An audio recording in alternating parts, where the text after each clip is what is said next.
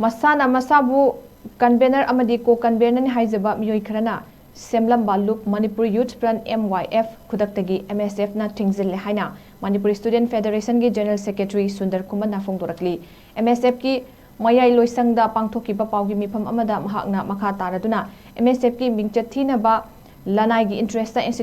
institution kharada hotnaramba makhoi kharana MYF sembani MASANA MASABU maru oiba thaupuba singni HAIJABA asem sanatomba sing irengbam papil oinam ningtamba miteina lupki wangbada amadi mingchat thinaba thabak thorom kaya chatharambadagi MSF ki thomi singa wakhal taminakrabagi matung haidiba thabak sing asi amuk khanna tawraroi haina masa masana yajare haina su phongdorakli Manipur Youth Front haiba organization asigi convener da asem sanatomba aduga ko convener da na irengbam papil administration pairam bamana aduduga ko convener da finance in charge haraga oinam ningtamba haiba mioi ahum masina lochinga kanda da haiba organization si semamani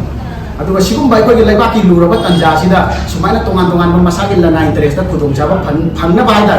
tongan tongan ba institution singda makoi na chi thara kan da khudong chaba launa bonaram ba sia yamna laiba thibani masigum ba si haiba organization si katana tana tongan tongan ba any organization oisunu sigum ba semak ya bagi wakalo laiba miyam da hena wari ngai chala chida hena awa pina ba honera ba singa si MSF na matam chumbada masigi mayo tan lep kan ya wa pham su miyam na mang da thamjai